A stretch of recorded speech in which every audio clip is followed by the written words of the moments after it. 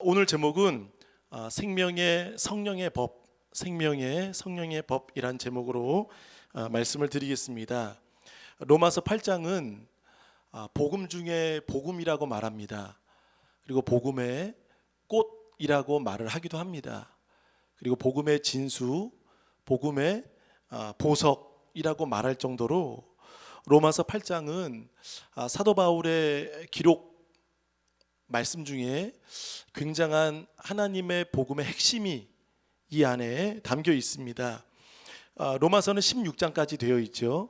그 가장 가운데 이 8장의 말씀, 이 중간의 말씀이 우리 인생의 대단한 가치를 발견하게 해주고 또 우리를 깨닫게 해주는 내용이 로마서 8장에 있습니다. 바울은 1장부터 7장까지를 보면 탄식도 있었고 특별히 7장을 보면 공고한 부분까지도 자신의 인생의 한계와 또 내적인 마음의 갈등, 충돌 이런 곤고함을 또 고백하기도 했습니다. 그런데 8장에서부터는 바울의 고백이 확연히 달라졌습니다. 그리고 8장의 이 고백을 보면 그냥 말씀의 고백이 아니라 선포였고 믿음의 선언이었습니다. 오늘 이 8장을 통해 바울이 또 깨달은 바, 또 영적인 눈이 열린 그 은혜가 오늘 말씀을 듣는 우리 모두에게도 동일한 은혜가 있길 바라겠습니다. 자, 인간은 스스로 해결할 수 없습니다. 그리고 인간은 죄 문제와 그 어떤 것도 해결할 수 없습니다. 물론 우리가 자질구레한 것들은 스스로 해결할 수 있겠지만 그러나 인간의 인생의 회복과 그 구원과 이 모든 것은 우리의 힘으로도 어떤 것으로도 해결할 수 없다는 것이죠. 그래서 바울은 이런 고백을 하죠. 우리 7장 21절을 한번 다 같이 읽어보겠습니다. 21절 그러므로 내가 한 법을 깨달았노니 곧 선을 행하기 원하긴 나에게 악이 함께 있는 것이로다. 자, 바울은 여기서 깨달았다라고 이야기를 합니다. 그러므로 내가 한 법을 깨달았노니. 여러분, 은혜는 무엇일까요? 은혜는 깨닫는 것입니다. 아멘. 말씀이 들려오고 그 말씀이 내 안에서 깨달아질 때 그것이 진정한 그 우리 안에 은혜가 되는 것이죠. 근데 보세요, 바울은 깨달았노니 곧 선을 행하기 원하는 나에게. 바울 안에는 선을 행하기 원하는 마음이 있었죠. 그러나 악이 함께 있는 것이니라. 그러니까 바울 안에 무엇이 있어요? 선과 악이 있는 것이죠. 바울은 예수님을 믿는 사람입니다. 그리고 바울은 사도입니다. 그런데도 사도임에도 선과 악이 마음속에 공존하고 있을 때 그 양심이라는 거, 이 갈등이라는 거, 내적인 마음의 충돌이 바울을 힘들게 만들었던 것이죠. 근데 바울이 그것을 깨달았다는 거예요. 나는 이것을 원하나 그러나 악이 나와 함께 있다는 것에 바울은 깨달음과 동시에 괴로움도 있었어요. 우리 22절 내 속사람으로는 하나님의 법을 즐거워하되. 바울은 여러분 두 가지 법을 여기서 말합니다. 그 첫 번째가 무엇이죠? 하나님의 법입니다. 근데 이 하나님의 법은 자신의 속사람, 바울의 속사람은 하나님의 법을 즐거워한다라고 이야기합니다. 그러니까 바울의 기쁨은 하나님의 법이었죠. 속사람. 근데 또 하나 23절 내 지체 속에는 한 다른 법이 내 마음의 법과 싸워 내 지체 속에 있는 죄의 법으로 나를 사로잡는 것을 보는도다. 자, 이 안에서 싸움이 있는 거예요. 그러니까 겉으로는 모릅니다. 사람들이 볼 때는 바울이 뭐 하고 있는지 몰라요. 저 마음속에 뭐가 있는, 우리도 그렇죠. 저 마음속에 뭐가 있을까? 저 마음 생각 속에 뭐가 있을까? 우리는 몰라요. 근데 바울 안에는 보세요. 싸우고 있다는 거예요. 그러니까 이 바울 자신은 스스로는 얼마나 괴롭고 누구는 모르지만 바울 자신은 힘겨운 영적인 내적인 사투가 벌어지고 있는 거죠. 자, 속 사람에게는 하나님의 법이 있지만 또 내 지체 속에는 무엇이 있는 거죠? 죄의 법이 있다는 겁니다. 그러니까 바울은 이 두 가지 법, 하나님의 법, 죄의 법으로 싸우고 있는 겁니다. 자, 24절에 바울은 솔직한 고백을 합니다. 솔직한 고백을 하고 있어요. 다 같이 오호라 나는 곤고한 사람이로다. 이 사망의 몸에서 누가 나를 건져내랴. 여러분 바울은 여러분 성경에 13권을 쓴 사도 바울은 우리가 흉내낼 수 없는 사람이고 따라갈 수 없는 사람입니다.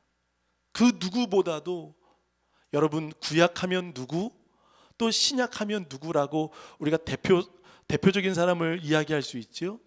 근데 신약의 대표적인 예수님 외에 바울이라고 다 말할 수 있어요. 그 정도로 훌륭하고 영성이 있고 믿음의 야성이 있는 사람이 바울입니다. 그런데 바울의 고백을 보세요.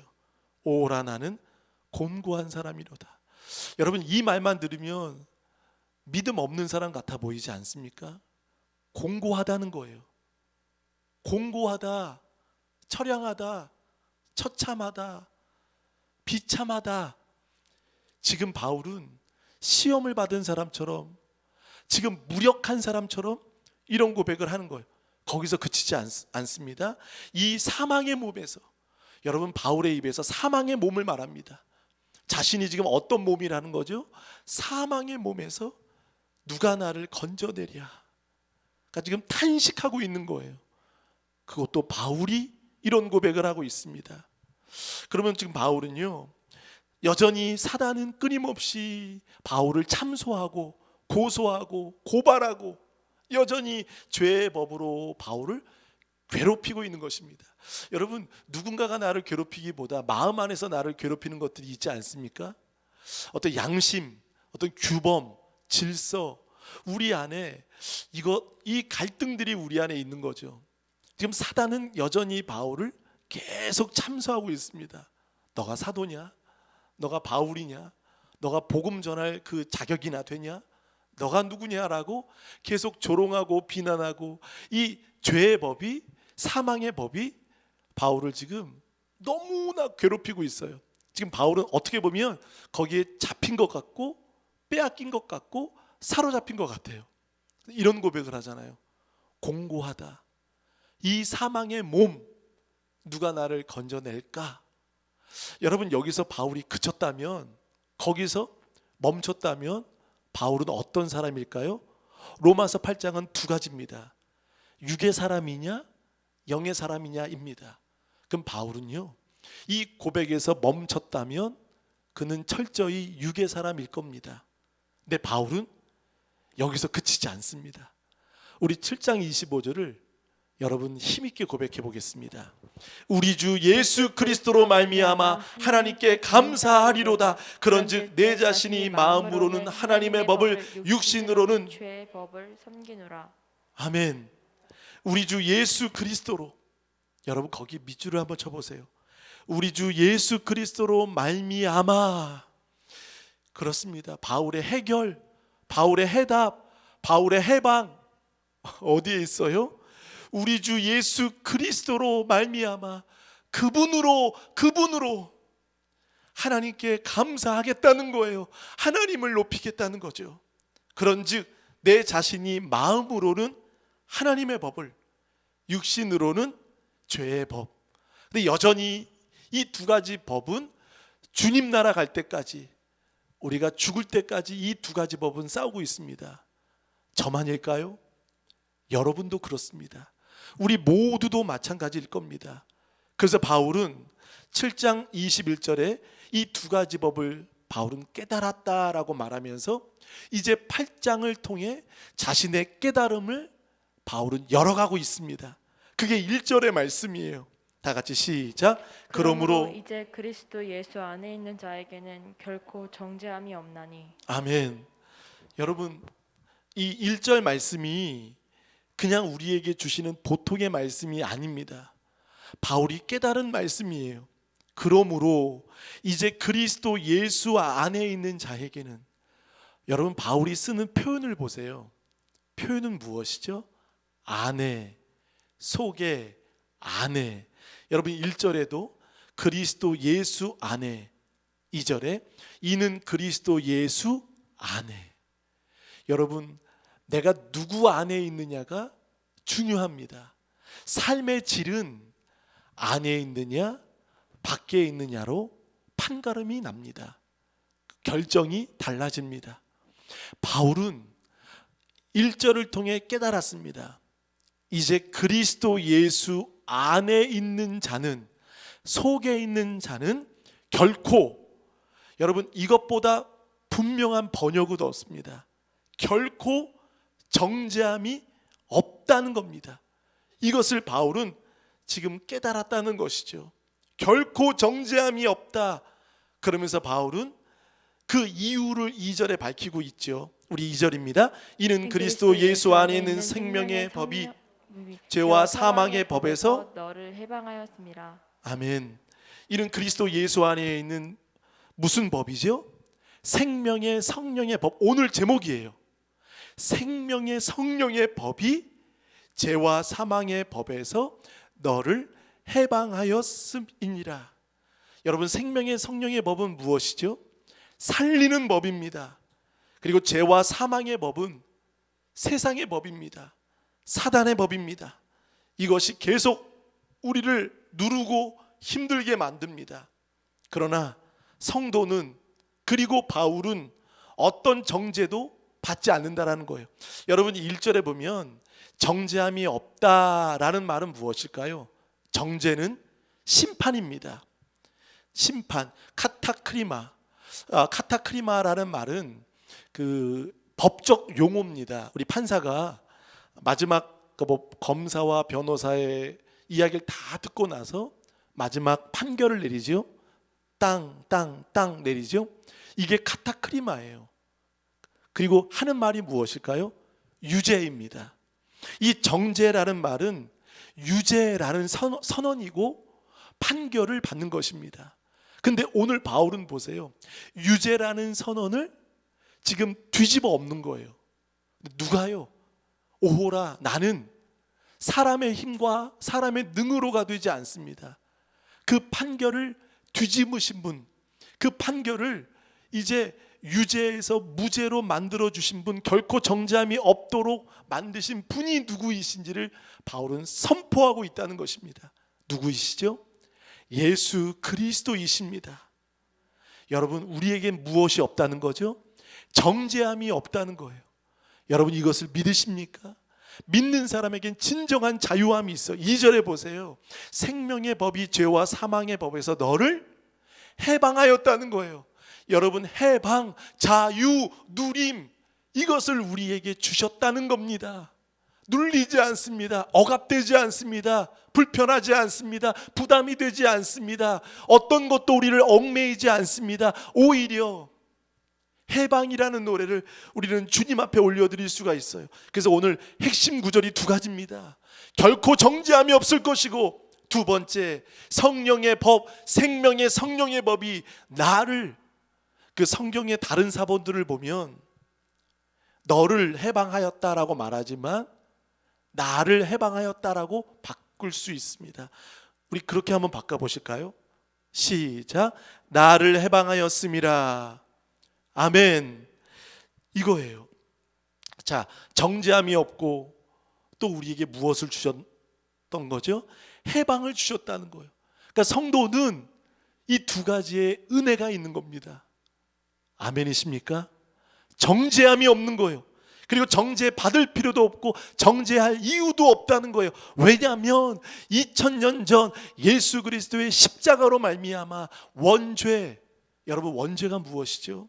아담과 하와가 지은 그 죄가 이제 우리에게 여전히 죄의 꼬리표가 계속 따라오고 있습니다. 이 원죄는 누구도 해결할 수 없습니다. 철학자도, 대단한 스승도, 위대한 사람도 원죄는 해결할 수 없어요. 그러나 그 원죄를 해결하신 예수 그리스도 십자가에서 그가 찔림은, 그가 징계를 받음은, 그가 채찍에 맞음은 나음과 회복과 그 십자가에서 이루신 원죄, 우리 다 같이 읽어보실까요? 시작. 그가 찔림은 우리의 허물 때문이요 그가 상함은 우리의 죄악 때문이라. 그가 징계를 받음으로 우리는 평화를 누리고 그가 채찍에 맞음으로 우리는 나음을. 아멘. 복음이에요. 복음 중에 복음입니다. 그가 예수 그리스도이십니다. 십자가에서 자신은 죽으셨습니다. 그리고 자신의 그 생명을 십자가로 바꿔주셨어요. 여러분, 십자가는 무엇이죠? 단순히 나무가 아니에요. 단순히 형상이 아니에요. 십자가는 예수님이 자신의 몸을, 자신의 생명을 십자가로 바꿔주셨다는 거예요. 누구를 살리기 위해? 우리 모두를 살리시기 위해. 그게 생명의 성령이 법이 되었다는 것입니다. 그래서 정죄함이 없고 해방. 여러분, 해방이라는 것은 한마디로 다른 어떤 법도 적용되지 않는 겁니다. 여러분, 취해법권 아시죠? 취해법권. 대사관, 우리 외교관들은 우리나라에 접촉되는 법을 받지 않습니다. 어떤 불법을 행해도 그 외교관들은 대사들은 우리나라의 법이 저촉되지 않습니다. 단지 자신의 나라의 법이 저촉이 되죠. 그래서 이게 치외법권입니다. 우리가 이 땅에 살면서 세상 속에 살지만 그러나 우리는 하나님의 나라의 대사이기 때문에 우리는 세상의 정죄와 사단의 고소, 고발, 참소 우리는 받지 않습니다. 왜죠? 우리는 육신을 따르지 않는 사람이기 때문입니다. 만약에 저와 여러분이 여전히 육신을 따르는 사람이라면 세상의 법에 우리는 저촉됩니다. 그리고 그 세상의 법에 우리는 눌림을 당할 수밖에 없다는 거죠. 우리 3절을 다 같이 읽어보겠습니다. 시작. 율법이 육신으로 말미암아 연약하여 할 수 없는 그것을 하나님은 하시나니 곧 죄로 말미암아 자기 아들을 죄 있는 육신의 모양으로 보내어 육신의 죄를 정하사. 참 여기서도 중요한 말씀이 나와요. 율법이 육신으로 말미암아 연약하여. 이제 우리를 말하죠. 육신으로 말미암아 연약하다는 것은 여러분 우리의 본성이라는 거예요. 여러분, 인간은 세 보이죠. 센 것 같죠. 그런데요, 율법 앞에서는 연약할 수밖에 없습니다. 그리고 이렇게 말하잖아요. 연약하여 할 수 없는 그것을. 이게 율법의 정답입니다. 인간은 율법 앞에서는 아무것도 할 수 없어요. 할 수 없는 그것을 하나님은 하시나니. 할렐루야. 여러분, 거기 밑줄 쳐보세요. 하나님은 하신다는 거예요. 하나님은 하시나니. 육신으로 말미암아 연약한 사람들은 할 수 없지만 하나님은 하신다. 곧 죄로 말미암아, 그 죄로 말미암아 자기 아들을 죄 있는 육신의 모양으로 보내요. 육신의 죄를 정하사. 여러분, 이 말씀은 무엇이죠? 죄로 말미암아 우리 모두에게는 원죄가 있습니다. 죄가 있어요. 그런데 자기 아들을 죄 있는 육신의 모양으로 보내셨다는 거예요.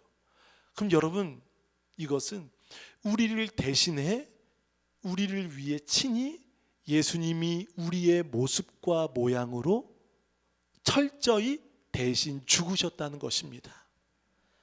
우리가 져야 될, 우리가 죽어야 될, 우리가 형벌을 받아야 될, 우리가 사망을 받아야 될 우리의 모습이 이제 예수님이 우리를 대신해서 인류의 육신의 모양으로 보내셨고 육신의 죄를 정하사. 여러분, 육신의 죄를 정하셨다라는 말은 카타크리노입니다. 그러니까 하나님은 아들에게 죄를 덮어주셨다는 거예요. 덮으셨다는 거예요. 여러분, 세상에 그런 아빠가 어디 있어요? 여러분, 제가 제 아들에게 죄를, 누구를 살리기 위해 사랑하는 아들 독자에게 죄를 뒤집어 씌우는 아빠가 어디 있습니까? 그를 해방시켜 주기 위해서 내 사랑하는 아들을 감옥에 집어넣고 그리고 내 사랑하는 아들을 죄를 뒤집어 씌우는 거예요. 여러분, 그런 아빠가 어디 있습니까? 그런 잔인하고 그런 상식 밖의 아빠가 어디 있습니까? 근데 우리는 성경 속에 그런 아빠를 만나지 않습니까? 그리고 성경 속에 그런 아빠를 우리는 만나보지 않습니까? 그런 아빠가 누구시죠? 이해할 수 없는 상식 밖의 아빠. 그런 아빠가 이 세상에 어디 있습니까? 그러나 그런 아빠가 여기 계시더라고요. 사랑하는 독자를 인간의 몸으로, 육신의 몸을 입으셨다는 것은 죄인의 몸으로 오셨다는 거예요. 그리고 그에게 죄를 정하셨다. 카타크리노, 아들에게 죄를 뒤집어 씌웠다는 거예요. 누구에게? 아빠가 아들에게. 누구를 살리시기 위해? 여러분을 살리시기 위해. 바울은 이거를 깨달은 겁니다.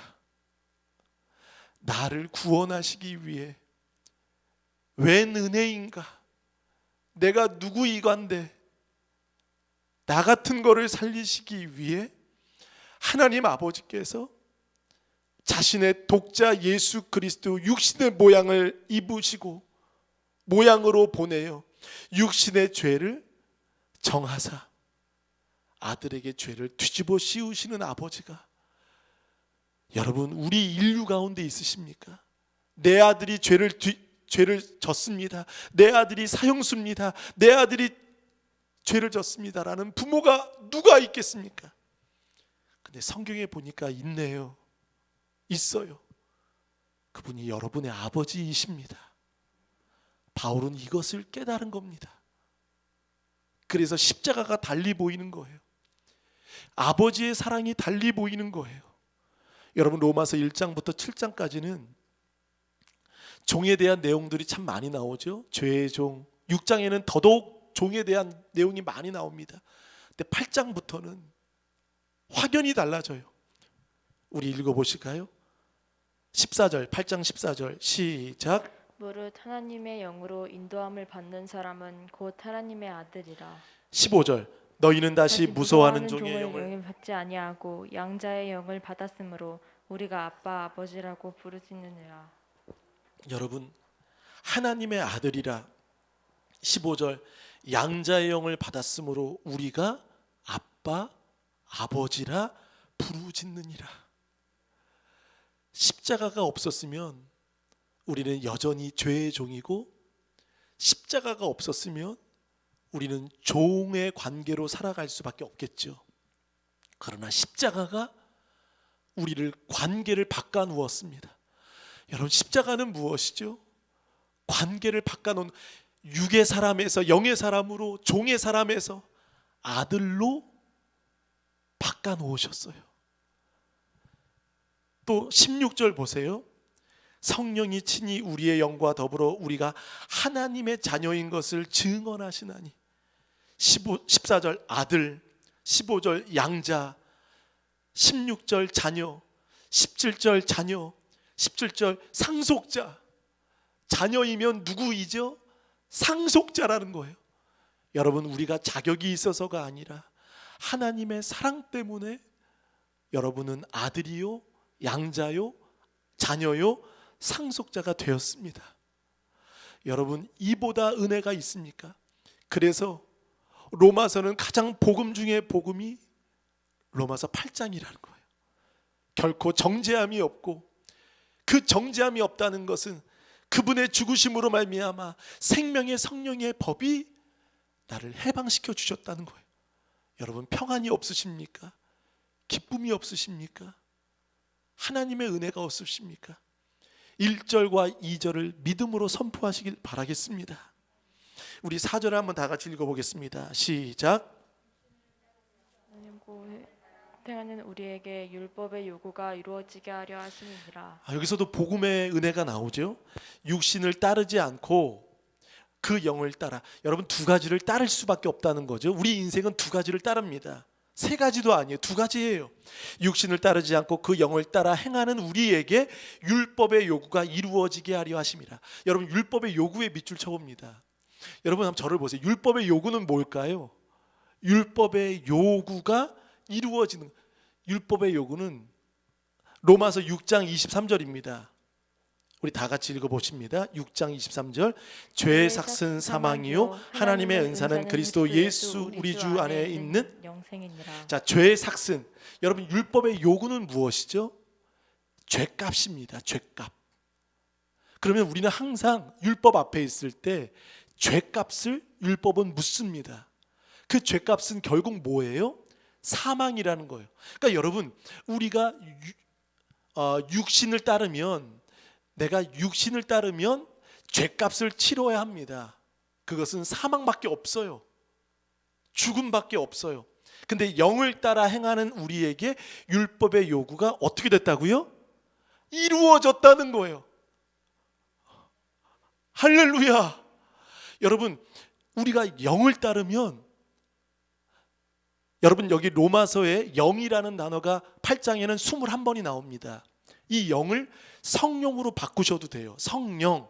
우리가 육신이 아닌 성령을 따르면 율법의 요구가 이루어졌다는 거예요. 그러니까 율법의 요구를 우리는 받지 않습니다. 치외법권이 되는 거예요. 저촉이 안 되는 거예요. 상관이 없는 거예요. 해방이 되는 거예요. 해결이 된 거예요. 아멘. 사망이 없는 거예요. 그러나 믿지 않는 사람, 예수 그리스도를 믿지 않는 십자가의 은혜를 모르는 사람, 여전히 예수님을 믿는다 말하지만 육신을 따르는 사람은 율법의 요구에 값을 지불해야 돼요. 사망밖에 없는 거예요. 그런데 보세요, 영을 따르는 사람은 율법의 요구가 이루어졌다는 거예요. 우리는 상관없이 살아가는 사람입니다. 아멘. 율법의 요구와 더 이상 나와 상관이 없는 거예요. 여러분, 정죄가 무엇이죠? 카타크리마, 이 말은 하나님과의 단절이 된 거예요. 단절, 끊어졌다는 거예요. 그런데 십자가로 우리를 연결시켜 주시고 연합되게 해주시고, 끊어진 것이 십자가로 화합되게 해주셨다는 거예요. 그래서 더 이상 세상의 사탄이 고소하고 참소하고 고발해도 이제 모든 것이, 그 정죄가 없다는 것은 정지되었다는 거예요. 예수님의 복음이, 예수 그리스도의 십자가가 우리의 모든 우울증과 죄와 판단과 비난과 조소가 정지된 상태입니다. 아멘. 그래서 우리는 노래할 수밖에 없고 감사할 수밖에 없는 거예요. 한번 고백해 봅니다. 정지된 거예요. 정지. 여러분, 이 정지를 누가 풀 수 있을까요? 누가 이 정지를 풀 수 있을까요? 육을 따르면, 우리는 육을 따르면 하나님은 그 정지를 풀 수밖에 없는 거죠. 그래서 하나님은 하신다. 그래서 여러분, 로마서 8장은 한마디로 무엇이죠? 바울이 말하고 싶은 것은 무엇입니까? 예수 그리스도와 성령이라는 거 두 가지밖에 없는 거예요. 두 가지. 바울이 말하는 것은 딱 두 가지예요. 복잡한 거 아닙니다. 간단합니다. 단순합니다. 그리고 예수 그리스도의 십자가와 성령이면 충분하다는 거예요. 아멘. 우리는 어떤 것도 눌리지 않습니다. 어떤 상황, 어떤 환경, 어떤 분위기에도 우리는 휩쓸리지 않습니다. 예수 그리스도의 기독론과 성령 하나님의 성령론, 이것이 합쳐진 것이 로마서 8장입니다. 그래서 로마서 8장은 위대한 복음입니다. 예수 그리스도의 그 육신의 몸을, 예수님을, 죄를 정하신 것은 무엇이죠? 카타크리노. 그분께서 카타크리노가 되셨기 때문에 우리에게 카타크리마가 없는 거예요. 정죄가 없는 거예요. 그럼 우리 안에 기쁨이 있는 거고 감사가 있는 거예요. 그래서 바울은 7장 25절에 말하잖아요. 우리 주 예수 그리스도로 말미암아 하나님께 감사한다. 내가 이것을 깨달았기 때문에 나는 더 이상 죄의 종이 아니라 누구라고요? 하나님의 자녀라는 거예요. 아멘. 하나님의 자녀. 여러분, 내가 자녀라는 것은 무엇이죠? 내가 자녀가 되었다는 것은 하나님이 우리의 아버지가 되어 주셨다는 것입니다. 내가 자녀라는 것은 하나님이 나의 아버지가 되어 주셨기 때문에 영접하는 자, 곧 그 이름을 믿는 자들에게는 하나님의 자녀가 되는 권세를 주셨으니 더 이상 여러분에게는 정죄가 없습니다. 아멘. 내 속에, 이것은 과거형입니다. 여러분이 이미 십자가 2000년 전에 이루셨기 때문에 여러분 선언하십시오. 몸이 아프시거나 마음이 힘드시거나 우울하시거나 괴로우실 때 선언하십시오. 이미 결코 정죄함이 없나니. 할렐루야. 한번 고백해 볼까요? 한번 고백해 봅니다. 오른손. 결코 정죄함이 없나니. 할렐루야. 왜일까요? 생명의 성령의 법이 우리 안에 계시기 때문에 더 이상 죄와 사망의 법이 우리 안에 없습니다. 내가 예수님을 믿고 십자가를 믿으면 성령님이 우리 안에 오시고 우리를 지배하셔서 이제는 더 이상 죄와 사망의 법이 아닌 우리는 생명과 성령의 법으로 살아가는 사람이라는 거예요. 예수 믿으면서도 죄와 사망의 법, 율법의 잣대로 가지고 살아가는 사람이 있습니다.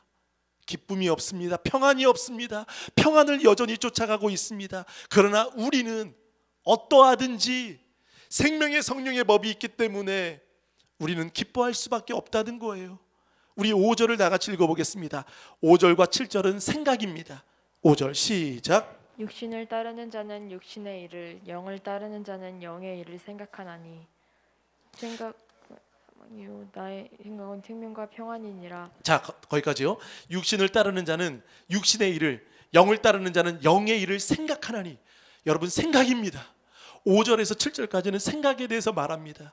영을 따르는 사람은 어디 생각에 사로잡혀 있느냐 합니다. 사람의 생각이 아니라, 보세요. 6절을 통해서 5절에 생각하나니. 6절 다 같이 시작. 육신의 생각은 사망이요 영의 생각은 생명과 평안이니라. 영의 생각은 무엇이죠? 생명과 평안이라는 거예요. 생명과 평안. 7절 시작. 육신의 생각은 하나님과 원수가 되나니 이는 하나님의 법에 굴복하지 아니할 뿐 아니라 할 수도 없음이라. 자, 육신을 따르는 사람은 사망이라고 말하죠. 그리고 7절에 하나님과 원수가 된다고 말합니다. 그리고 8절에 하나님을 기쁘시게 할 수 없다는 거예요. 여러분, 육신을 따르는 사람은 세 가지 결과를 얻습니다. 사망, 하나님과 원수, 8절에 하나님을 기쁘시게 할 수 없습니다. 근데 영의 사람은 어떤 사람이죠? 영의 생각을 가지고 있는 사람은 생명과 평안이 충만한 거죠. 그리고 하나님과 원수가 아닌 하나님의 자녀라는 거예요. 그리고 8절에 하나님을 기쁘시게 할 수 있다는 거예요. 여러분, 영의 생각, 성령으로 충만한 사람이 되시길 축복합니다. 우리의 신분이 달라졌습니다. 우리는 육의 신분이 아니라 이제는 영의 신분이 되었습니다. 예수님이 오시기 전에는 DC라고 말하죠. 그 다음에 예수님이 오신 후에는 AD라고 말하죠. 이제 그게 달라진 거예요. 판도가 달라진 거예요. 자, 우리 갈라디아서 한번 보겠습니다. 갈라디아서 4장 6절입니다. 갈라디아서 4장 6절 7절 시작. 너희가 아들임으로 하나님이 그 아들의 영을 우리 마음 가운데 보내사 아빠 아버지라 부르게 하셨느니라. 그러므로 내가 이후에도 종이 아니요 아들이니 아들이면 하나님으로 말미암아 유업을 받을 자니라. 자, 십자가 전에는 우리는 종입니다. 그러나 십자가 이후로는 보세요. 7절에 종이 아니요 아들이니 아들이면 하나님으로 말미암아 무엇을? 유업을. 오늘 로마서 8장 17절에도 말하잖아요. 상속자가 되는 거. 그러니까 여러분에게는 하나님의 나라의 기업과 유업과 상속자가 되는 은혜가 있다는 것입니다. 할렐루야. 자, 이제는 우리는 하나님의 자녀입니다. 그래서 여러분, 우리의 신앙은요 정말 자유함이 있어야 됩니다. 기쁨이 있어야 돼요. 나는 하나님의 자녀다. 나는 더 이상 죄와 사망의 법에 있지 않다. 우리의 생각도 말도 달라져야 합니다. 로마서 8장부터는 이제 우리의 생각이 달라져야 되고 우리의 말이 달라져야 되고 우리의 행동이 달라져야 됩니다. 더 이상 매여 있는 사람이 아니라 생명의 성령의 법이 여러분을 인도하는 법이 되기 때문에 하나님의 은혜가 여러분에게 충만하길 간절히 바라겠습니다. 염려에 사로잡히지 마십시오. 근심의 마음이 빼앗기지 마십시오. 더 이상 우리는 육신을 따르는 사람이 아니라 영을 따르는 사람이라는 겁니다. 제일 어려운 게 뭘까요? 신앙생활에 제일 어려운 거는 자기 부인입니다. 자기 부인. 그래서 우리는 영을 따르는 사람은 우리는 신앙생활하다 보면 항상 육신이 추구하는 한 가지가 무엇이죠? 육신이 추구하는 것은 한마디로 나입니다. 나를 추구하는 거야. 내 욕심, 내 편안함, 내 편리, 내 평안. 그러니까 내 평안과 내 편리, 내가 불편하면 안 되는 거예요. 근데 여러분, 바울이 지금 정죄함이었고 해방을 말하면서 바울의 간증을 보세요. 수백 번 맞았고요, 헐벗고 굶주렸고 매맞고 감옥에 있었습니다. 그런데도 바울은 해방을 고백하고 있다는 것이죠. 근데 우리 육신을 따르는 사람들은 어떻죠? 내 편안함, 내 편리함, 내 평안, 나를 추구하는 욕심을 통해서 살아갑니다. 그러니까 나 중심이에요. 나 중심. 공동체가 아니라는 거예요. 나 중심은, 바울은 보세요, 자신은 엄청난 고통과 괴로움과, 항상 바울의 간증은요, 성공이 없어요. 바울은 편안함을 말하지 않습니다. 편리함을 말하지 않습니다. 나 살고자 말하고 있지 않습니다. 누군가를 위한, 영을 따르는 사람은 무엇이죠? 자기를 부인하는 사람이에요. 나를 따라오려거든 자기를, 십자가를 지고 나를 따라오라고 말합니다. 여러분, 영을 따르는 사람은 어떤 사람입니까? 아무런 책임이 없는 사람입니까? 아무런 의무가 없는 사람입니까? 복음의 의무, 복음의 책임, 복음의 권리가 있는 사람입니다. 그래서 복음을 따른다고 하면서도 사실 자기를 따르는 사람이 많이 있습니다. 육을 따르는 사람, 자신의 편리함, 나 힘들면 모든 것을 포기하고 버리는 사람. 보세요, 우리 7절을 다 같이 읽어보겠습니다. 시작. 육신의 생각은 하나님과 원수가 되나니 이는 하나님의 법에 굴복하지 아니할 뿐 아니라 할 수도 없음이라. 자, 육신의 생각은 하나님의 원수가 되고 하나님의 법에 굴복하지 않는 것. 이 말씀은 무엇이죠? 하나님의 말씀에 순종하지 않는 것입니다. 굴복하지 아니할 뿐만이 아니라 할 수도 없다라고 말하죠. 8절 시작. 있는 자들은 하나님을 기쁘시게 할 수 없느니라. 자, 육신을 따른다는 것은 한마디로 나를 추구하는 것입니다. 내 영광을 위해, 내 편리함을 위해, 내 편안함을 위해, 내 것을 쌓는 것, 내 가족만을 위해, 나를 위해. 내 것을 쌓다 보면, 내 편리함, 내 평안함을 추구하다 보면, 여러분 잘 보세요. 또 저를 보세요. 하나님이 보이지 않습니다. 내 편리함, 내 평안함만 추구하, 나 살기만을 원하면 하나님 음성 들리지 않습니다. 그리고 하나님을 볼 수 없습니다. 오늘 보세요. 육신에 있는 자들은 하나님을 기쁘시게 할 수 없다. 우리 9절을 다 같이 읽어보시겠습니다. 시작. 만일 너희 속에 하나님의 영이 거하시면 너희가 육신에 있지 아니하고 영에 있나니 누구든지 그리스도의 영이 없으면 그리스도의 사람이 아니라. 자, 정말 우리가 신앙생활에 그 사람이 어떤 사람인지, 무엇에 속했는지가 중요합니다. 그리스도의 영이 없으면, 성령이 없으면 그리스도의 사람이 아니니라. 성령 세례, 성령 충만을 받아야 한다는 거죠. 10절 시작. 그리스도께서 너희 안에 계시면 몸은 죄로 말미암아 죽은 것이나 영은 의로 말미암아 살아있는 것이니라. 자, 몸은 죄로 말미암아 죽은 것이지만 영은 의로 말미암아 살아있는 것이니라. 11절. 죽은 자 가운데서 살리신 이의 영이 너희 안에 거하시면 그리스도 예수를 죽은 자 가운데서 살리신 이가 너희 안에 거하시는 그의 영으로 말미암아 너희 죽을 몸도 살리시리라. 할렐루야. 자, 마지막을 보세요. 거기 밑줄 칩니다. 너희 죽을 몸도 살리시리라.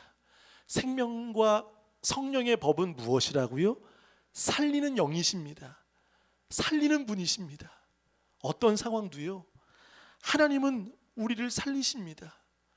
여러분 기쁨이 없으십니까? 평안이 없으실 때 여러분 로마서 1장 2절, 로마서 8장 1절과 2절을 여러분 믿어질 때까지 선포하시길 바라겠습니다. 선포해 보세요. 계속 선포해 보세요.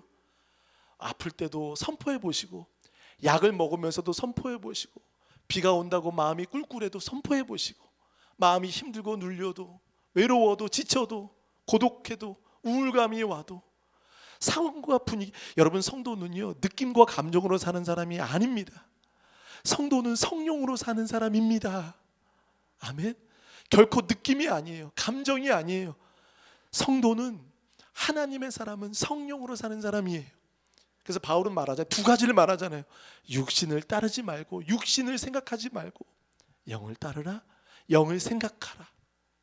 그러면 너희 죽을 몸도 살리신다라고 말씀하고 있습니다. 결론입니다. 내 죄가 주홍같이 붉을지라도 하나님은 그 죄를 기억하지 않으신다고 말씀하셨어요.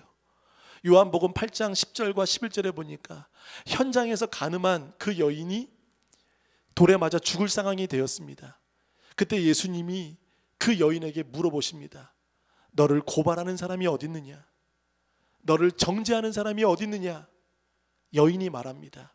11절 나가지 시작. 대답하되 주여 없나이다. 예수께서 이르시되 나도 너를 정죄하지 아니하노니 가서 다시는 죄를 범하지 말라 하시니라. 여러분 이 여인은 간음한 여인입니다. 사람들이 곧 돌로 죽여야 되는 여인입니다.